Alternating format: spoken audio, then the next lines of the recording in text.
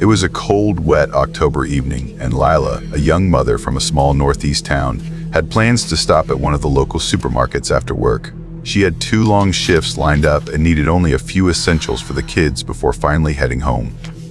As she drove into the near-vacant lot, the cold drizzle fell steadily, creating a wet, shimmering luminescence over the black asphalt. The fluorescent lights of the 24-hour Walmart faintly beamed in the distance, casting an otherworldly tinge as if it reflected off the rain-soaked asphalt. Lila briskly walked towards the entrance, pulling her jacket over her head and clutching her purse tightly. Automatic sliding doors creaked open with low mechanical hum to reveal a dimly lit, nearly deserted store. The faint melody of a dated pop song droned through the store speakers. There were only a few cars left in the parking lot, and the silence was one she had never felt odder or more uninviting for as she entered.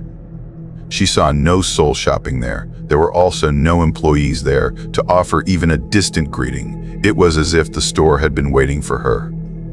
Lila extended her hand, took a shopping cart, and with its squeaky, noisy wheels at every turn, broke the oppressive silence. She shrugged off the queasiness and told herself it was just the late hour and how exhausted she was after the long day. She moved down the aisles, picking up bread, milk, and cereal, and turned the corner into the dairy section. That's when she saw him. But he stared directly at her at the end of the aisle. He was tall, wearing rumpled clothes, and a faded hood had cast shadows over most of his face. Lila forced a polite, albeit stiff, smile upon her lips and continued on, assuming he was just another late-night shopper. Yet, as she passed by him, a chill prickled her skin, and she could feel his eyes following her every movement. He was mostly obscured by his tangle of hair, but she could see the whites of his eyes unsettlingly wide. She wheeled around sharply, trying to jerk herself away from this creeping sense of unease, and pulled into another aisle, hoping to lose him. Her heart accelerated as, without conscious intent, she became tuned in to soft, deliberate footsteps behind her, tracking every turn. But she hastened her steps now, almost jogging, and the footsteps grew louder, faster, nearer.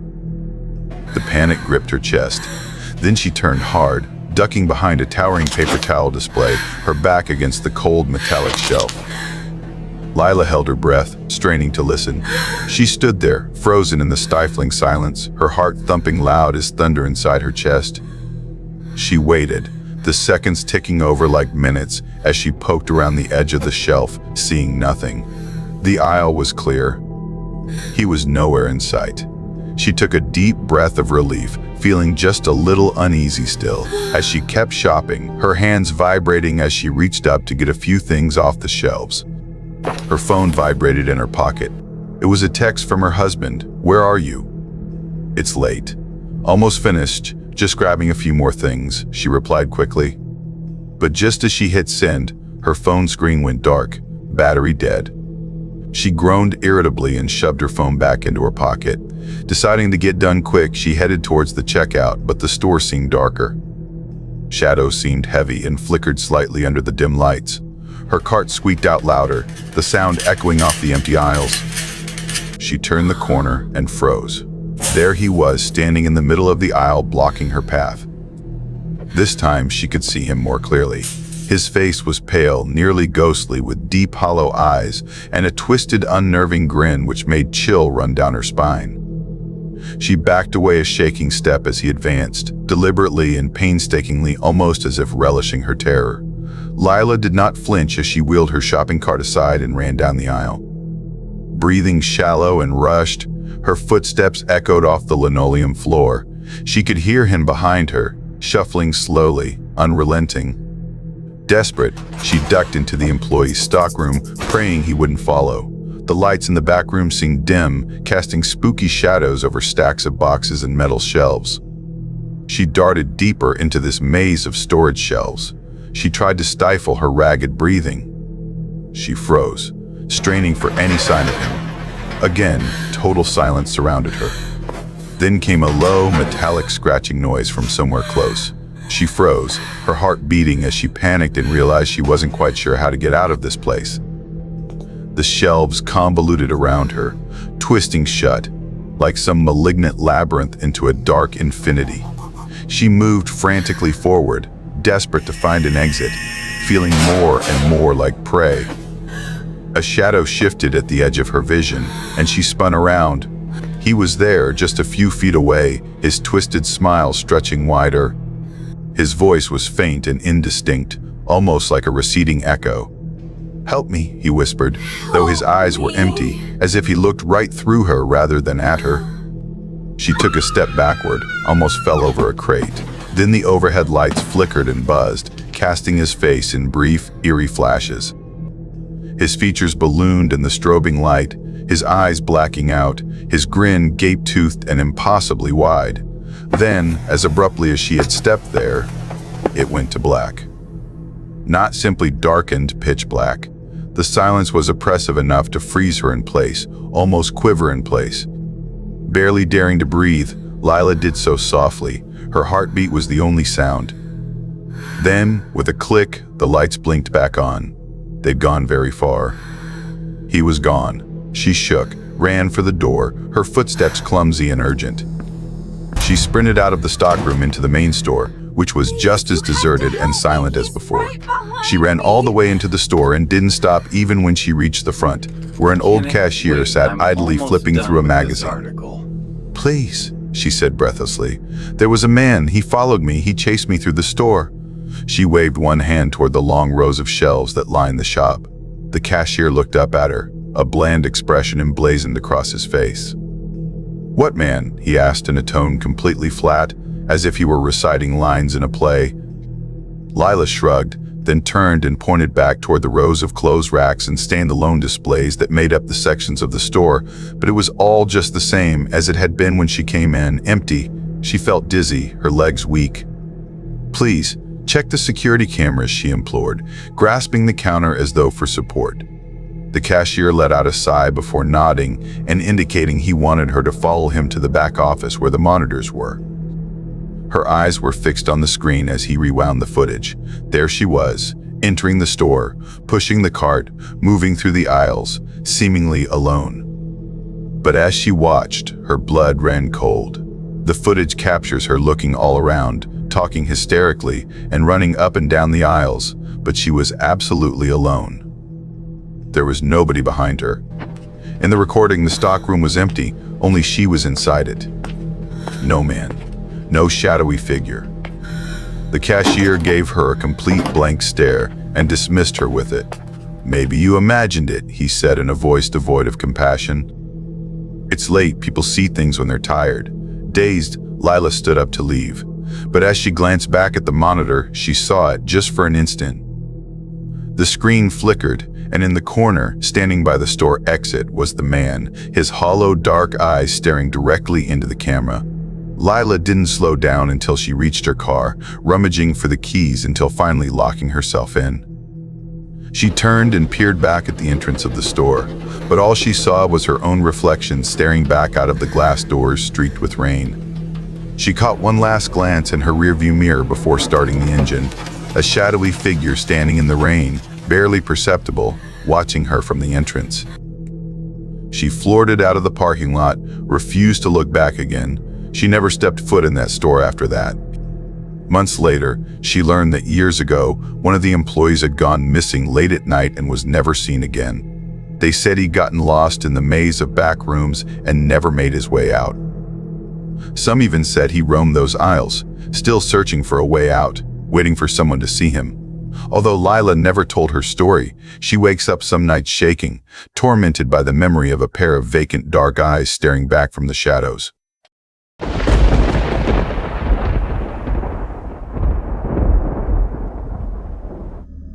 There was an old superstore located in the deep of rural Arkansas.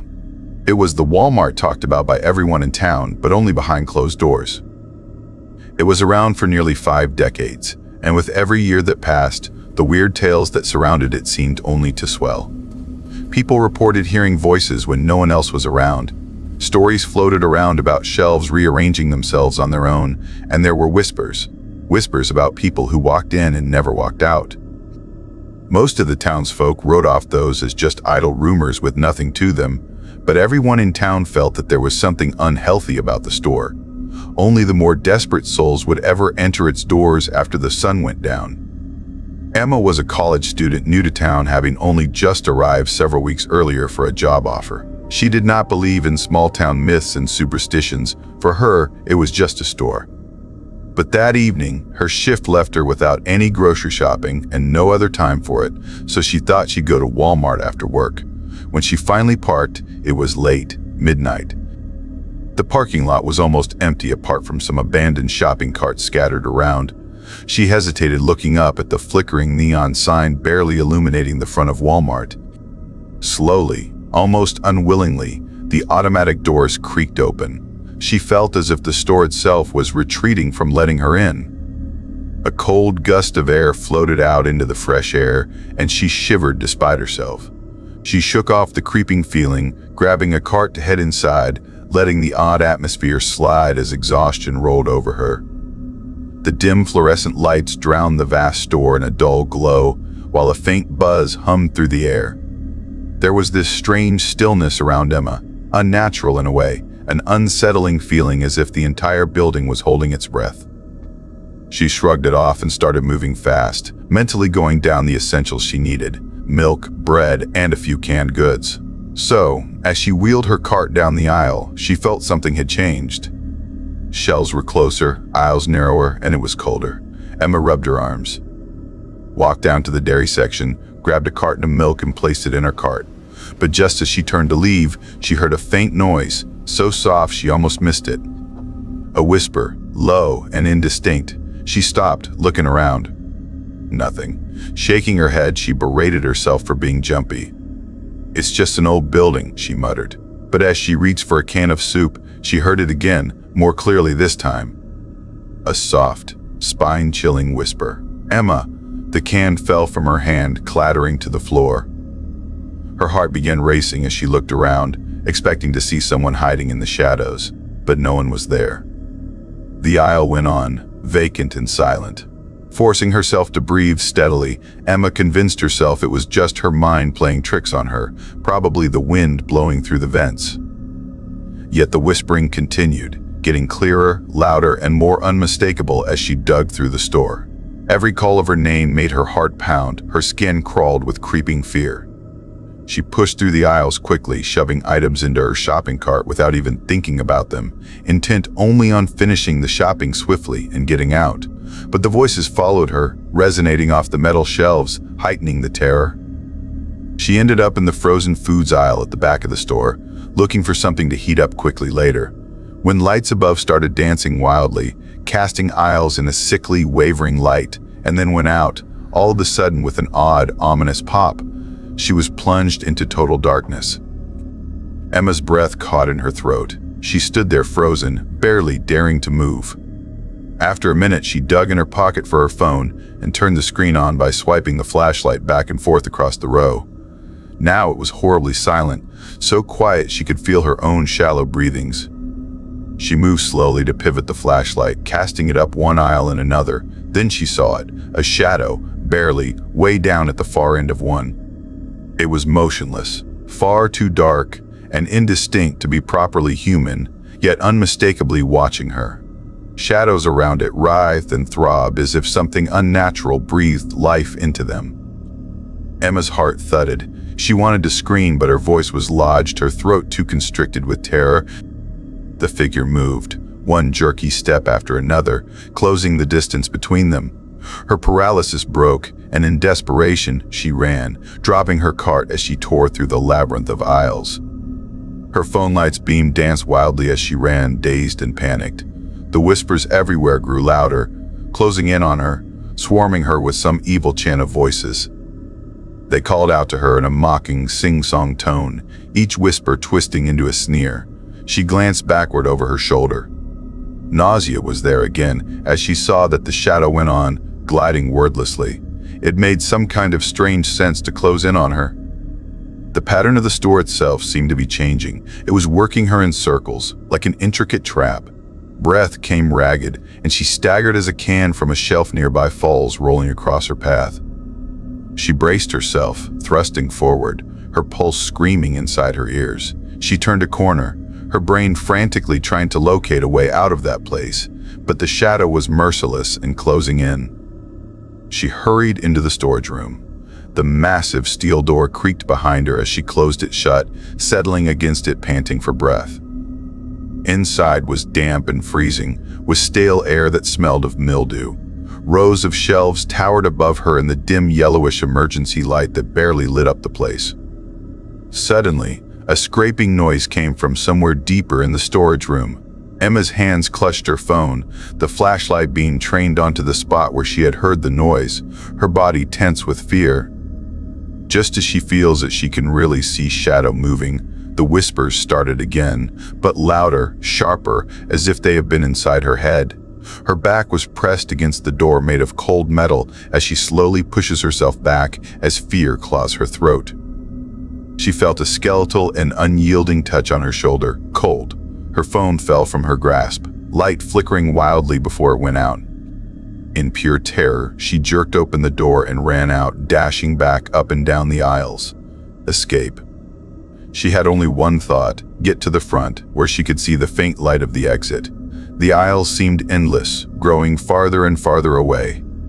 Her muscles screamed, her lungs heaving, but finally she saw the sliding glass doors.